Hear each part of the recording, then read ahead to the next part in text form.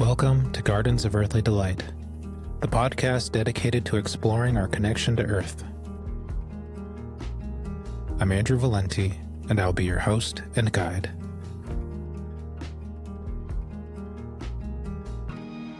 Welcome to Episode 3 with the incredible force of nature and all-around wonderful human being that is Darina Allen.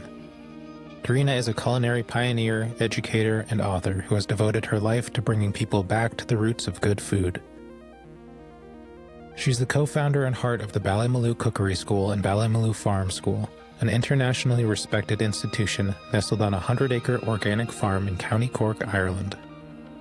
She has taught thousands of students from around the world to come and learn not just how to cook food, but how to understand food as part of a living ecosystem. Darina's influence reaches far beyond the kitchen.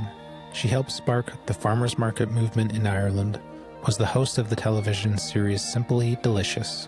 She leads the slow food community in East Cork and has written 20 best-selling cookbooks that celebrate simple, seasonal, and soulful cuisine. She was recently awarded an honorary doctorate from MTU in Cork, and this is where our conversation begins.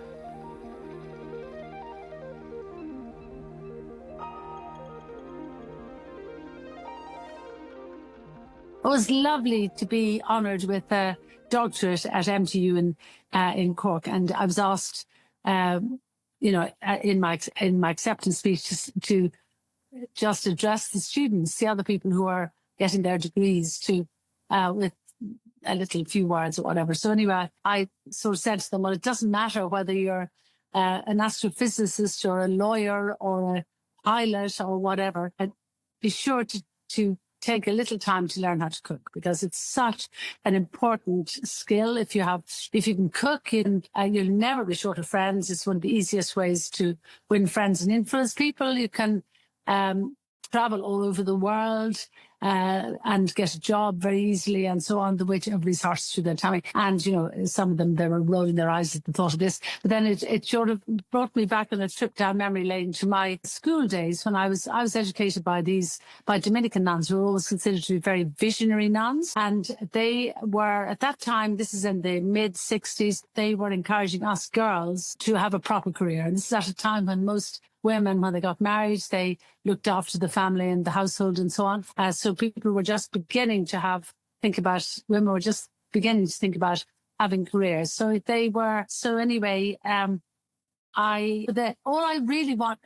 lot of my friends in my class were doing medicine or architecture or whatever. But all I wanted to do was to cook or to grow at our garden. It was the only thing I knew anything about it. Well, I remember the nuns pulling themselves up to their full height and saying, oh my goodness, you're never going to need that, my dear. You're going to be a career woman. So you're going to have a cook and you'll have someone to look after your grounds and all of that. And so anyway, I insisted and kept on persisting about this. I just wanted to learn how to cook more delicious things. And so they said, right, okay, if you must, then it needs to be a degree in horticulture or a degree in hotel management. So I had to make a decision. So I decided a degree in hotel management, and I went to one of the top hotel schools in Ireland in Dublin. It's called Cathedral Street, and then did my course there. And then at the end of that, same dilemma. So you never know in your life what's the little thing that can change the course of the rest of your life. And in my case, it was just this. So very close to the end of the course, I met one of the senior lecturers in corridor one day, and she said to me, "Have you not got a job yet? Everybody else in your course has a job." Because that stage, there were only 30 in my class. They'd be about 300 now. And, the tutors and lecturers really liked to make sure you had a job and that they had done their best for you. So anyway, I said, well, no, because I really want to learn how to cook. And at that time, remember, men were chefs and women just simply couldn't get into the top kitchens. I was not interested in anything apart from the top kitchens. So anyway, she told me I said, I really want to learn how to make homemade ice cream and souffles and terrines and whatever. It sounded very exotic then. So she said to me I was too fussy. But then she said, funny, the other night I had dinner with some friends of ours, and they were talking about this woman down in Cork, this farmer's wife who seems to have opened a restaurant in her own house. It's a great big old country house, farmhouse in the countryside, close to the sea, down in East Cork near Ballycotton. And she writes the menu every day, depending on what's in the garden and what fish comes in from the boats in Ballycotton and all of that. And that may sound very normal nowadays, but actually at that stage, it was considered to be extraordinary to write the menu every day, because most chefs, when they opened a restaurant, they'd write the menu, could be the same 5 or even 10 years later. And there was restaurant food and there was home cooking, and they were very, very different. And she said, and they also apparently have, her husband has a Jersey herd, and they have greenhouses and gardens and everything. They make lovely homemade ice cream from the Jersey cream. I couldn't believe my ears, and so on. And so I said, oh my God, that's exactly what I'm looking for. And she couldn't remember the name of the woman. And so she said, well, look, if you like, I'll go back to my friend and ask her. And she came back. A couple of days later, I met her again. She had a piece of paper in her hand. She said, this is the name of that woman, write to her. And the name on the piece of paper was Myrtle Allen, who later became my mother-in-law. So I became a member of the family by the simple expedient of marrying the boss's son. That's how it's done. And then I came to Ballymaloe and met this woman who taught me the opposite almost of everything I'd learned at hotel school, but she really reinforced my mother's values around food. She was, as she cooked, she taught us every day. And I was the eldest in the kitchen at 19. I was the only one with anything resembling training. And hotel management does not teach you how to cook, I can tell you, even though there are some cooking classes. So I was the eldest in the kitchen at 19. And at that stage, Myrtle had the top rating in food guides in the British Isles. And so people were enchanted by the food she was serving, lovely. If there was lovely fresh mackerel came in from the boats in Ballycotton in the summer. Mackerel, now you'd never see that on a restaurant menu, because at that stage, even though they're kind of almost an endangered fish now, they were very plentiful and considered to be very kind of, people were sort of a bit sniffy about them. Sole or turbot or something would be better. But if the mackerel were beautiful, she'd serve them, or cabbage or carrageen moss or whatever. And so anyway, people came from the UK, from France, from Italy, etc., to this little farmhouse way out in the country in Ireland. And at that time, people just didn't open restaurants. I mean, it was the first country house hotel, which of course started off as a restaurant first, and then they added bedrooms. They opened some bedrooms as well, because there was quite a big house. There was 16 bedrooms anyway. But people just didn't open restaurants in their own houses. It was unheard of. You would open a restaurant in a city or a big town or something. So Myrtle was such a pioneer and really was unaware of it herself almost. In the end, she really had a global reputation. And she, as I said, even almost to the end, she really, I think, never quite realized the impact she'd had on the whole food, not only the food scene in Ireland, but she was an influence all over the world, just doing what came naturally to her. And I remember when she got the top ratings in the guides in the UK, the Untitled, and what's the other guy called? There's another guy, I've forgotten the name for a second. Anyway, of course, the British papers picked up on it. And then the Irish papers picked up on the British papers. They couldn't believe their ears. This woman, this woman down in Cork, out in the farm, the country, was getting all these ratings. And then the panel of chefs, the real chefs with their high hats and all the rest of it, said, who the hell is this woman with no training who writes the menu every day and serves everything from cabbage to sweet turnips or whatever happens to be the best in season, or pheasant or whatever was shot on the farm. She's got the top rating in the food guys. They just simply didn't understand it in the beginning because she was doing. But Myrtle, oh my God, I was so, I know not everybody says this, but I feel I was so fortunate that our paths crossed in life, really. I really, really was. She was such an inspiration to me and such a support to me later. And of course, I did television and various other things. She always supported me and everything, which was so wonderful. And she was such a sharing, generous person. But I remember her, lots of people came to interview and write articles and so on. And we had no PR company or anything like that. It was just literally word of mouth. But word of mouth is much better. It's lower, but it's much better. People really believe word of mouth. But I remember one time she was being interviewed by some journalist or something. And I remember them saying to her, Myrtle, you were such a pioneer, what was I trying to say now? And then you did this and did that, wrote the menu every day, blah, blah, blah. And this is long before any of those terms, farm to table, cooking from scratch, any of that, zero waste. It was just the way she was.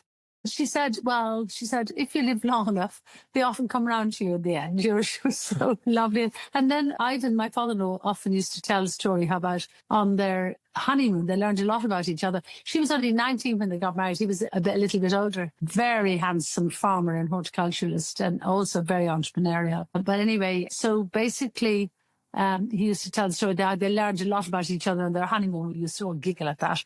And then he said, she used to say she learned he played bridge a lot. And he said he learned she couldn't cook at all. So anyway, when they came home from their honeymoon, apparently Ivan showed Myrtle how to scramble eggs on the first evening. That was our first cooking class. These are the stories that I want to hear. I absolutely love it. Because it's like a ripple effect. Because you had that chance meeting, you were so grateful for meeting her and how she changed your life. Yes. And I think there are possibly hundreds of people that could say the same about you. Being able to have met you, I mean, personally, I'm so grateful that I ever met you, and just the inspiration that Right. you've been, it's amazing. But that's the beauty of it, because you got to have that and you really took it and you went with it. You took it for yourself. You put your own thing into it, but you had the same passion, the same drive to really create something and change people's lives. And that's what you're doing. Wow, that's lovely to hear. I mean, wonderful to have the opportunity to pass on to the cooking school, to pass on the skills that Myrtle taught me, and indeed my mother as well. And I think I said earlier that Myrtle really, she was such a free spirit and everything. And of course, she had I remember somebody asked me one time, why didn't she serve the same food as they served in restaurants that time? She said, well, I had no idea how to cook it. So I just cooked the food I knew I was familiar with and knew how to do. So it's all very matter of fact, and everything. But Myrtle travelled quite a lot. And also she had, when I came to Ballymaloe, of course, I came to Ballymaloe in 1968, I think, and married Timmy in 1970. But Myrtle had, I remember we had Mastering the Art of French Cooking, Julia Child, Suzette Bartholi and Simon Beck's book. We had part 1 and 2 of that. We had, so she had a few very, very good cookbooks. And we carefully, tested the recipes out of those. And we did everything. She showed us and we did everything. So this is one of the problems with chefs nowadays. They yell at people in the kitchens, but they're not message. I now see the difference between, of course, in Ballymaloe, there's no question of any yelling or anybody raising their voice or anything. And she didn't even call herself head chef. It was just we all cooked together. And she taught us. And if something wasn't right, she would blame herself for not having taught us properly. Do you understand what I mean? Yeah. So there was no yelling or anything like that. There was no hierarchy. And I just took that for granted. Whereas nowadays, I think a lot of the chefs, they're under such pressure, at least some of them anyway, that they just yell at somebody, but they don't seem to realize that nobody wants to do something wrong. They would like to do it properly, but if they're not given the information and the support to do it, well, then it's no good as yelling at them, really. I've always been a bit perplexed by that. Yeah. That culture of restaurant cooking, because I also think about the energetics of food, when you're happy, if you're angry making a meal, like that kind of gets into the... Totally counterproductive to yell at somebody. Yeah. But I now realize that I didn't really realize, because it's just the norm, that Myrtle, as we were cooking, she would be talking and pointing out and cooking along with us and showing us, look, taste it. And the whole thing was taste, taste, taste. Taste the beginning, taste the middle, taste the end. That helped us. We tasted what she cooked. And that helped our taste memory and developed our palate and all the rest of it. So we did it exactly as she wanted it, and she had a super palate. And I think that the fact that she wasn't yelling probably gave her that edge too, because that energy. Well, we do anything for her, and we felt so fortunate. I mean, I was the eldest in the kitchen at 19. All of the others, if Myrtle needed a little more help, she sent down word out into the neighbourhood, to the parish, to say, anybody want to come and help me in the kitchen, But we had 15, 16-year-olds, whatever, who came up and for them, a lot of them, it would have been a huge culture shock to come up to the big house, if you know what I mean, to cook and everything. In the beginning, I'm sure they would have felt a bit intimidated, but she made everybody feel at ease and all that. And from when I came in the beginning from Cowbridge Street, I was immediately welcomed into the family, eating with the family and everything, which was lovely for me, actually.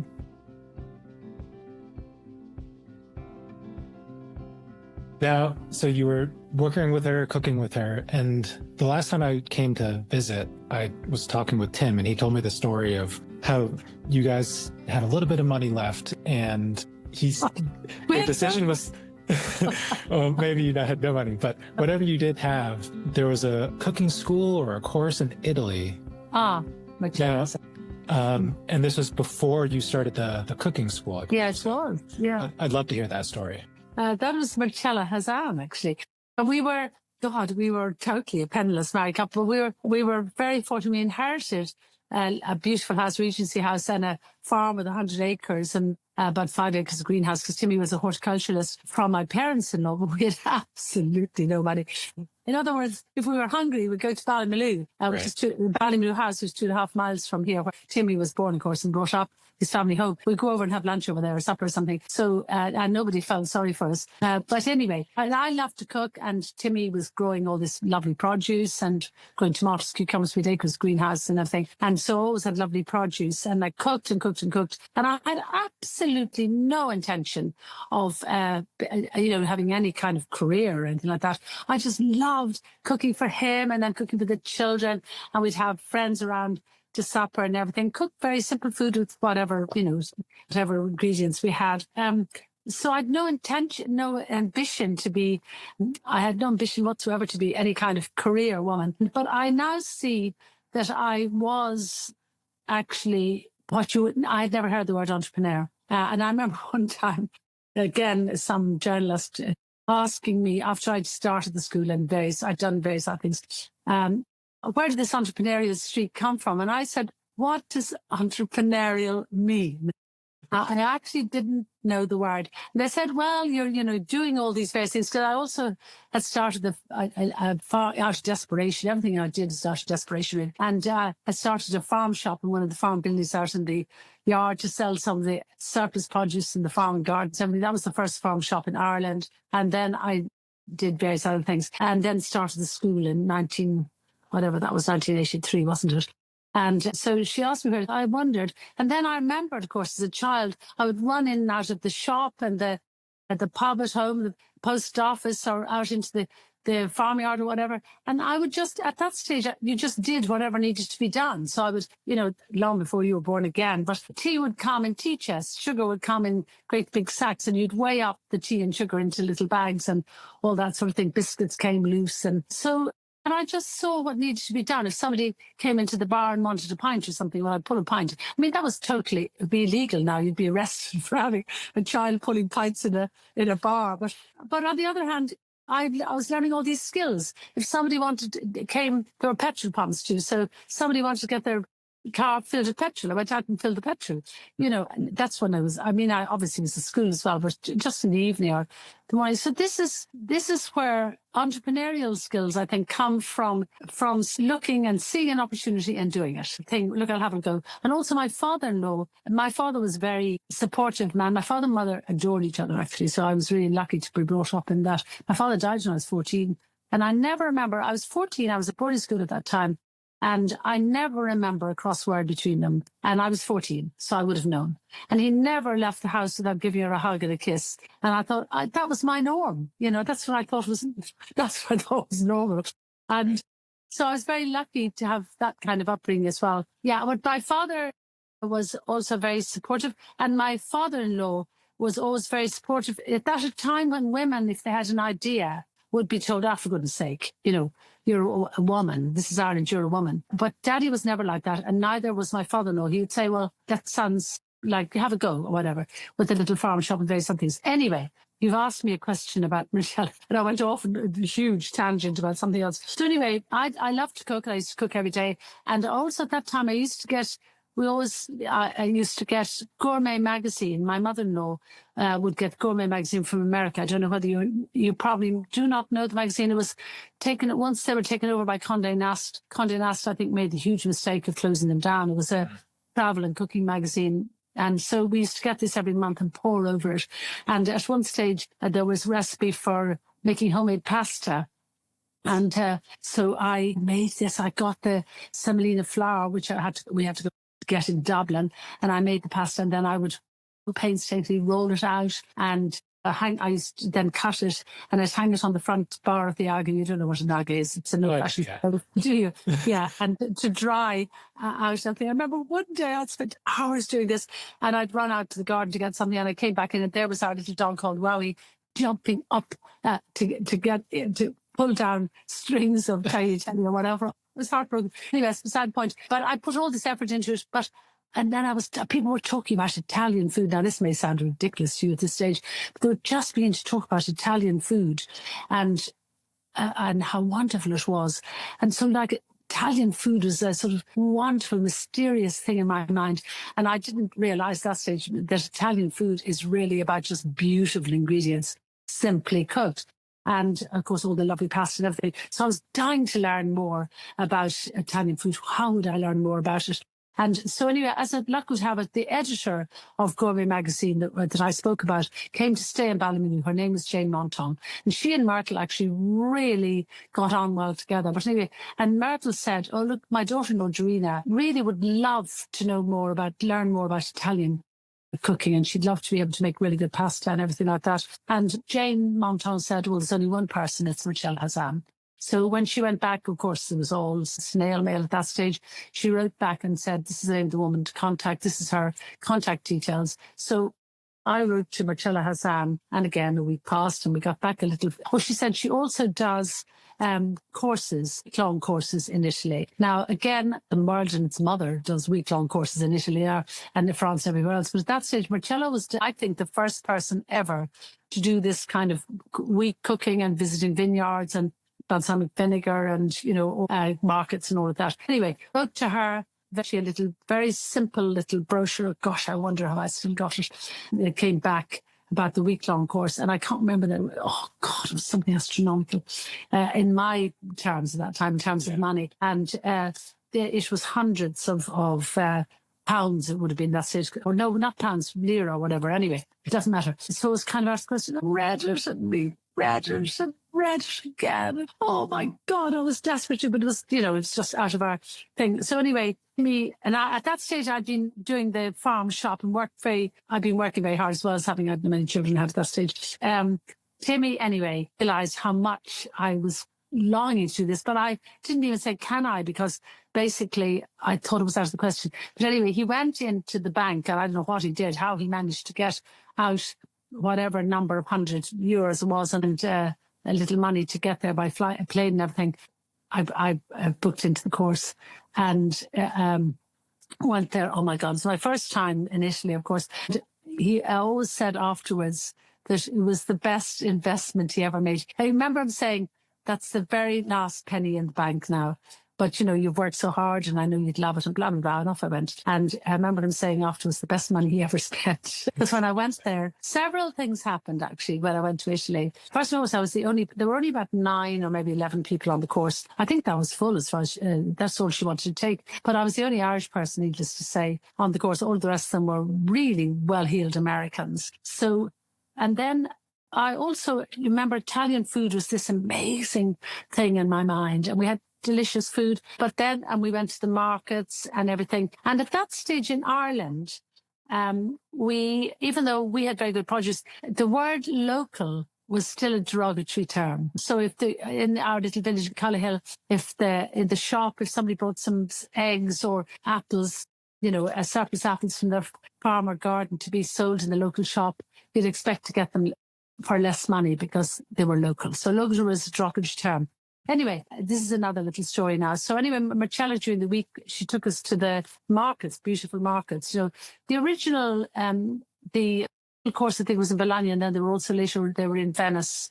But anyway, so we went along to the market, and I noticed all these stalls piled high with beautiful produce and everything. My eyes were out of stalks. And I then after a bit, I noticed that on several there might be 2 lots of peaches, 2 lots of tomatoes or something like that. And one lot always seemed to be more expensive than the other. And the ones that were more expensive and looked more beautiful had Nostrale or Nostrale. Now, you're Italian, aren't you? So you know exactly what this is. But anyway, and I thought, where is this amazing place called Nostrana or Nostrale? Because everything that comes from there looks as though it's better and it's more expensive. So I kept trying to ask the stallholders, where's Nostrale? Where's Nostrana? And, they get so impatient, you bloody tourists, asking questions, not buying anything. And eventually I got somebody and he said, Australia, not a place. It's not a place. It's local. It's in the lagoon. And this must be in Venice. And then I said, well, why is it more expensive? He said, because it's fresh. It's local. It's from the lagoon. Of course it's more expensive. And I thought, my God, how about that? Because it's fresher and better and it's season, it's more expensive rather than less expensive. So that was a real moment for me. And I suddenly realized what Myrtle had said all the time was that our ingredients in Ireland were so good, such good quality, because she had traveled much more. And so she knew when she was away. We had, in Ireland at that time, we had overall as a country and as a people, we had an incredible inferiority complex. We thought that everything they had in Britain or the UK or certainly in Italy had to be much more delicious or sophisticated than we had in Ireland. We definitely had an inferiority complex, which lasted for a very long time. But anyway, so I suddenly realised what Myrtle had said, that our produce is so good in Ireland, was true. I heard her saying it, but I didn't really believe it because I hadn't tasted. I mean, seeing is believing or tasting is believing. And so that was one thing. And then there was another thing at the end of that week. There was a big build up to, we were having our kind of farewell dinner in Marcella's hometown in Cesenatico on the Adriatic. And she was talking about this amazing fish they had there and shellfish and all of that. And so anyway, I remember walking, I can still see walking down along by the side of the water. I wonder it was a kind of canal or something in Cesenatico. And I remember, amazingly, the name of the restaurant was something like Gambera. Does that mean the shrimp or something? Yeah. Gambera, yes. And it was right out. This restaurant was right out. I think I sort of seem to remember it was kind of almost on stilts, right on the edge of the ocean. And anyway, we were having dinner and everything had led up to this dinner and we were all very excited about it. And so I was sitting beside Victor. Actually, this is the other funny thing because they couldn't understand how they'd managed to get an Irish farmer's wife on the course because all of the others were rich Americans, I said to you. And they were convinced that I was something incognito, that I was a journalist or something incognito. And so I would often be asked to sit beside Marcella or Victor. I think they were trying to get to the bottom of it. And I was sort of like the teacher's pet as far as the others were concerned. But anyway, I remember sitting beside Victor and we had a lovely meal. I remember we had whatever al vongole, is spaghetti al vongole or whatever, and some other things, and all delicious. And the fish was very good and fresh, of course, and lovely. But suddenly I realised that the fish coming in, lovely fresh fish coming in from the boats in Ballycotton, was every bit as good, if not better. Mm-hmm. And so that was another incredibly, what's the word when you suddenly the penny drops. But anyway, another moment when I suddenly realized, oh my God, the solution to everything is underneath our feet at home. And, I'm living in the middle of a farm. This is actually, it was after this that I thought about doing the cookery school. We're living in the middle of a farm. We've all this beautiful produce and vegetables and fresh herbs and fruit. And we're right beside Ballycotton. So we have this lovely fresh fish and everything. And so then I realized, I came home and I said to Timmy, the solution, because we were desperately trying to think of some way to earn a living, a proper living, where we could really educate our children and maybe have a holiday. And we were desperately trying to think of some way, something that would be a real career. And then I said to me, the solution is underneath our feet. And I started to give little cooking classes then. Myrtle had been giving some cooking classes in the winter in Ballymaloe to try to help to fill the bedrooms during the winter, and I would help her and hand her things and everything. And then she went off. I come from a long line of mad women, no doubt about it. She went off then and opened a restaurant in Paris as well as running Ballymaloe. It was called La Ferme Irlandaise to showcase Irish food in Paris because she could see that when French guests came to Ballymaloe, they loved the Irish food. They loved our apple tarts and our lovely poached salmon with hollandaise sauce and our potatoes and everything. So she went off and opened a restaurant in Place du Marché Saint-Honoré, right in the centre of lovely, glamorous Paris. Anyway, that's a whole other amazing story. But basically, so I was at home, we were at that, and we were still in desperation thinking of something substantial to earn living. because the cheap food policy had kicked in Ireland, and costs were going up and prices were coming down. So anyway, Myrtle had gone to Paris to open this restaurant. Then the following winter, people kept ringing and asking any more cooking classes. And Myrtle said she was too busy, needless to say. And she said, well, why don't you do it? I said, well, nobody come see me because, it's your name that's known, because Ballymaloe at that stage was quite known. Her name was at that stage beginning to be well recognised. But we were in desperation. So I thought, well, look, I'll give it a go. And so I started giving little cooking classes on a Saturday morning in the kitchen of the White Cottage, one of the little cottage we had here out in our outbuildings. And I remember we hide our rusty Renault 4L around the back there, so that all the lovely, glamorous ladies from Cork, from Montenotte and so on, Montenotte Marys as they used to call them, would park their BMWs and whatever around the front. Anyway, I started giving cooking class. I remember being terrified on the first day. But once you do something for the first time and you manage to do it, it gives you confidence. And you thought, oh, well, maybe I can do that. And then I did a series of 8 courses, and then I do some night classes and so on. And so that got me started. And then in the late 70s, early 80s, we got married in 1970, Tim and I. He was only 20 and I was 21. We were like babes in the wood, But anyway, as I said, we were very fortunate that Ivan and Myrtle, gifted us the house and the farm.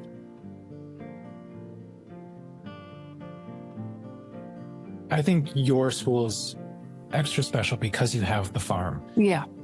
Now talk a bit about that and how important that plays into the teaching and the connection with the farm and the food. Yeah.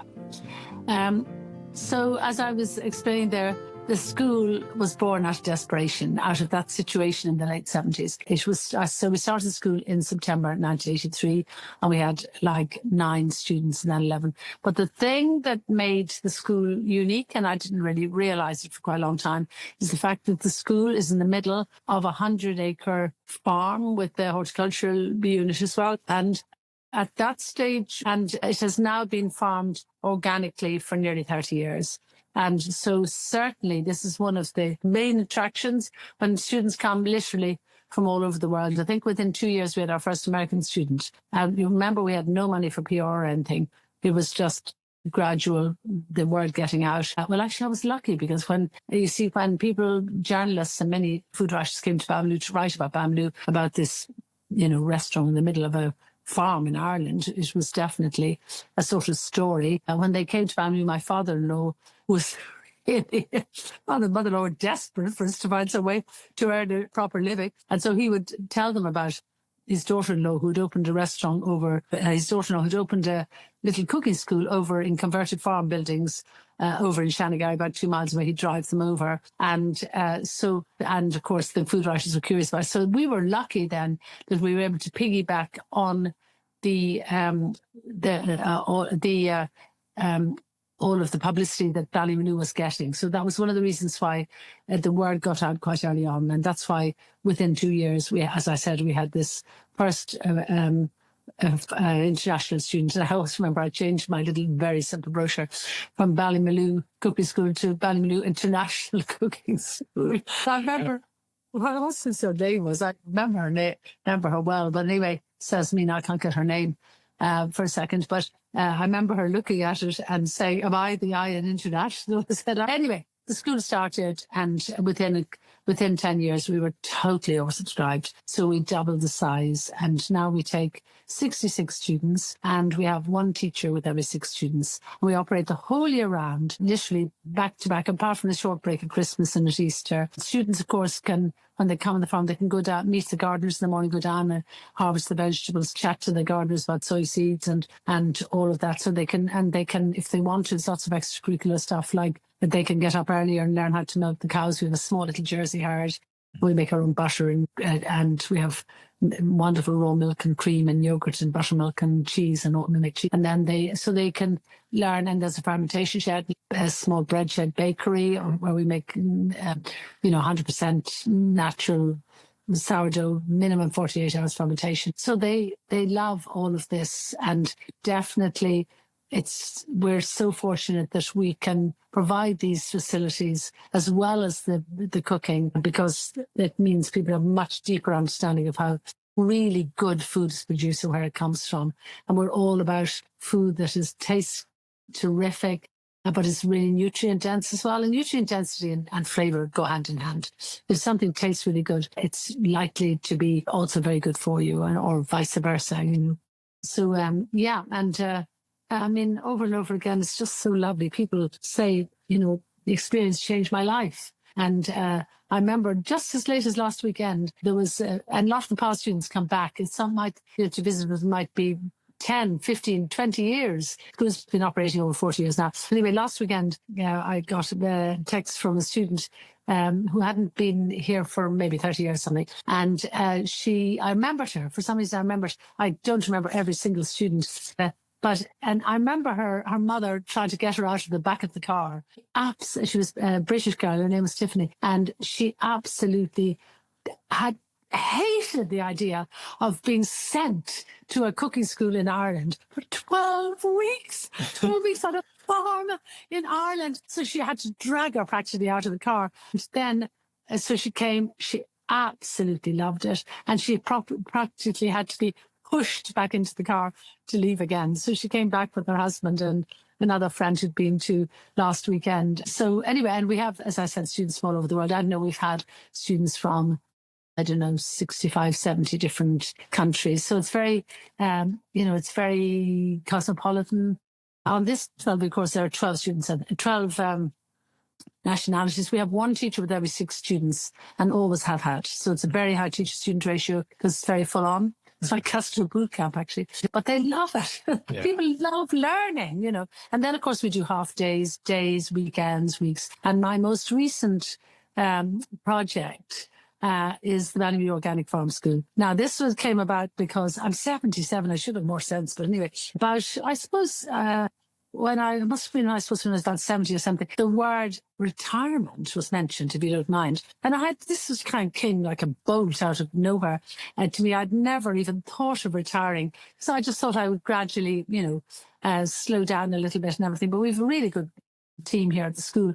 And so the suggestion was made that I might retire and put my feet up and paint my nails and all the rest of it. My God, what would you be doing? But anyway, I don't play golf or anything. And so anyway, and we have a very good team here who, of course, can run everything. And anyway, so I thought, well, look, this is my opportunity. I'd noticed, as the students came over the years, they were becoming more and more interested in what was happening on the farm and gardens, as well as it's principally a cooking school, full-on cooking, practically cooking. And I noticed they were asking more and more questions about what was going on behind the scenes, how things were grown, et cetera. And I suddenly thought, well, when they talked about retirement, that this is my opportunity to start my revenge project at the Ballymaloe Organic Farm School to pass on the skills from the farm and the gardens and the greenhouses. And, it's unbelievable. There's such a deep craving to relearn forgotten skills and to take back. There's so many people who really now are sick of the rat race. And they just want to take back control over their lives. They want to take back control over their food. Yes, there's that desire for people to get out there, but there's such a need for farmers to have skilled help. God, it is such a need, and that's one of the top 3 challenges from farmers that I speak to that they have is skilled labor. And so you're providing that training. Yeah, well, and also the other thing is for it to be looked on as cool for young people, although there are a lot of young people. Now in America, you have that wonderful young agrarian movement called the Greenhorns and so on. But for it to be looked on as something wonderful, exciting, thoroughly worthwhile, and really cool as well. So that's another thing. So, I'm just delighted if I can do anything to excite people about, growing food and all of that. And then, of course, when they taste it, anyway, it's nice. It's a bit of which came first, the chicken or the egg. For me, it was the farming that led to wanting to be a good cook. Good cook, yeah. And then sometimes you have the people who just love food and cooking, and so that lead them to the farming. Oh, yeah, that's right, exactly. It doesn't matter what way it happens, as long as it happens, really. This is a worldwide phenomenon. I mean, it's got a very funny kind of name in the US. It's called homesteading, where people, they just get sick and tired of it. And they say, that's it, fed, sick of the commute, sick of everything. Often they're making quite a lot of money. Very often they're in tech or finance or whatever. It could be anything. Generally, there's sort of variations on this story. But often say to people, why did you come? I mean, somebody flew from Sydney a couple of weeks ago to come to a week-long homesteading course. People from America, from the Nordic Peninsula, from the Netherlands, from all over the place. I don't know how many nationalities we've had so far. And I said, why did you come this far? I mean, the irony of this in climate change times isn't lost on me. But anyway, from Sydney for a week-long course and a homesteading course, and we do all kinds of other things too. But anyway, so it's variations on this story. You know, I was driving into work again, stuck in traffic jam. Yet another day, it was raining, and you know, I was late for work, and I was in this very important deal, blah blah blah, all the rest of it. And I suddenly had this moment of clarity. It was like a eureka moment, and I suddenly saw my life stretching out ahead of me doing this, and I thought, my one and only life. And went home, chatted to their partner very often, and decided that's it. I'm just not prepared to do this any longer. And so often they either buy a little land or find some land or start to grow something or whatever. And then where do you find how to do it? How do you find how to keep a few hens? How do you find how to make bread again? How to make cheese? How to sow seeds, grow vegetables? To have the hands-on experience to do. People are desperate for a hands-on experience. They're, you know, making a ton of money, looking at a screen all day, but basically the satisfaction of doing something with their hands, even making a loaf of bread again. I mean, I never forget one day there was a CEO of one of the top companies in Ireland here, and you know, we do short courses, weeks or whatever, so, and we do lots of things, sometimes for corporate things. Anyway, he made a loaf of bread, and he'd be making 5 times what I make in a year. But anyway, and he was making his first loaf of bread, and he put it in the oven and baked it. And he took out this loaf of bread out of the oven, and oh my God, the expression on his face, he was so thrilled with what he'd done. And he had got such satisfaction. He said to me, it's better than pulling off any deal, Darina. And I mean, I've seen that over and over and over again. And anyway, it can be a life-changing experience. It can be a life-changing. So basically, we'd hoped that I would take smaller numbers. I'd take maximum 20 people, and we do a whole variety of different things. But anyway, I'd hoped it would be a success. But my God, I had no concept of the overwhelming response we would have to it. Everything, virtually everything is full, and most of the things are oversubscribed. We just put up yesterday, we put up the dates for the homesteading course and for the 6-week sustainable food production course and some other half days and days for 2026. And already bookings are coming in. So it's this craving. You put your finger on it when you say people are desperate for a different kind of experience, for doing something with their hands that's really, really meaningful. I mean, we're also added some forgotten skills courses to our thing. We're also doing wellness courses.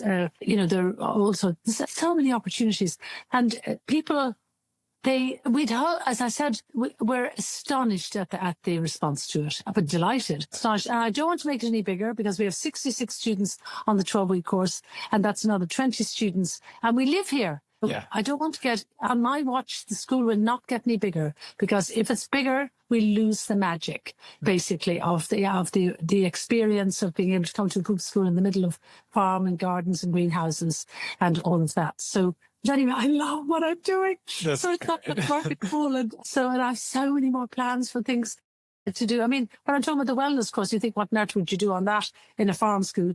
But 2 weeks ago, we had this couple, 2 doctors from America, from the UK, Dr. David Allen and his wife Jen, and they were doing a course on their specialty really is type 2 diabetes, which, as you know, is practically epidemic now, and even in small children. And so they were, in their practice, what they do is they give people the option of either staying on lifelong medication or else changing their diet completely. They have incredible success with it. And that was completely oversubscribed as well. So there's that one. And then we had another one with Matt Somerville. He's like this wonderful man. I say this with the greatest affection. He's kind of half man, half bee, and he loves wild bees, and he comes at beekeeping from the point of view of the environment more than just producing honey. And he came over, and we started off by going into the local timber merchant and buying big chunks of trunks of trees and hollowed out the centre out of those. Because years ago, of course, before beehives, the bees would have found holes in trees and so on, and then started to make the honey in there. And so gouged out the centre of these trunks of trees, and then made these beehives. And they're beautiful. I was following that whole journey. Have you seen it on Instagram? Yeah, they're beautiful. Oh my God. But again, I think we took like 6 people or 8 people on that, because, they had to, each one of them are doing a thing. And that was the number of people who could manage. But I can't tell you how many people we have on a waiting list for that. So it can be anything. And last Tuesday it was homeopathic medicine for animals, Yeah. And vets, government vets on it as well as something. So anyway, I'm having the best time ever. And, and there's so many things you can do. How to make butter, cheese, yogurt, how to keep house cow, how to keep pigs, how to keep chickens. I love it. The response is fantastic. And the great thing is to be teaching something and passing on skills that people really want to learn. And then they pay you for it as well, which is lovely. It's a roof over our heads. So as I say, the school was originally born out of desperation, but what joy to be doing something that you love doing yourself and that can bring so much joy to other people.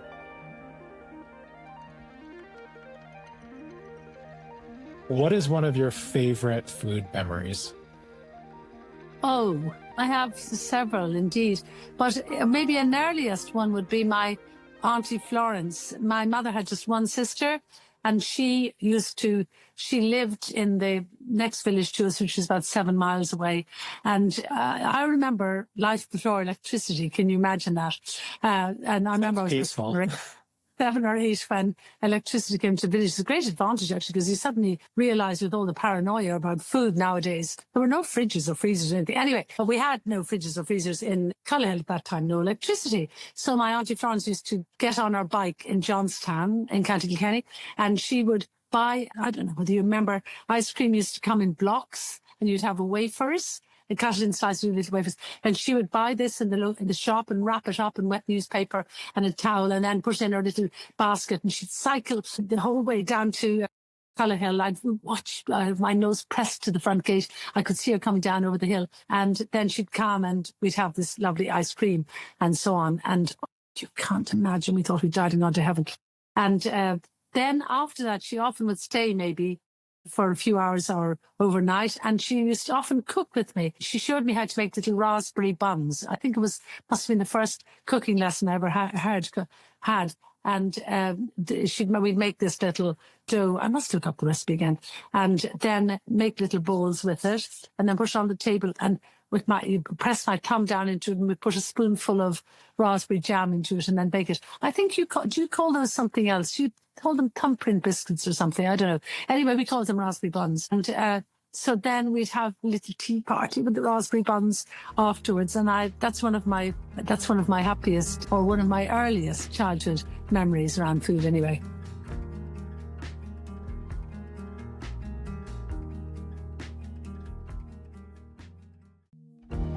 Gardens of Earthly Delight is currently a one-man show, produced and hosted by myself, Andrew Valenti. All the music you heard in this episode is by Constant Smiles, including the theme song titled Time Measured in Moonflowers. The Gardens of Earthly Delight logo is designed by Hunky Kitty. All relevant links to this episode can be found in the show notes and on our website, gardensofearthlydelight.com. Please show your support by leaving a 5-star review, subscribing, and sharing this podcast far and wide.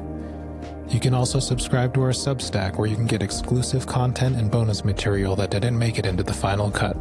Our social media is at Gardens of Earthly Delight Pod, and you can find me at andrewvalenti.av. Thank you for listening, and we'll see you next time.